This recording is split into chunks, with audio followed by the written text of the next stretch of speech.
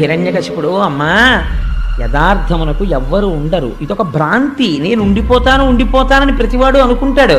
కానీ ఒకడు ఉన్నాడమ్మా, వాడి కంటికి కనపడ, వాడు ఇదంతా సృష్టిస్తాడు, వాడు ఇదంతా నడుపుతాడు, వాడు ఇదంతా తనలోకి తీసుకుంటాడు. ఎవ్వడు సృజించు ప్రాణుల ఎవ్వడు రక్షించి త్రుంచు ఎవ్వడు అనంతుండెవ్వడు విభుడెవ్వడు వాడివ్విధమున మనుచు వెనుచు హేళారతుడై. ఎంత గొప్ప విషయం చెప్పాడండి. ఎవ్వడు సృజించు ప్రాణుల, ఒక ఆయన ఉన్నాడమ్మా, ఆయనే ఈ ప్రాణుల్ని సృష్టిస్తూ ఉంటాడు.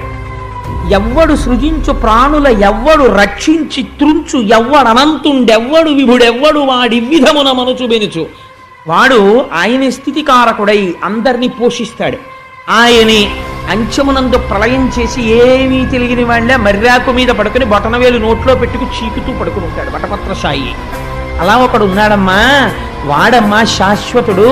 ఈ శరీరముతో ఉన్న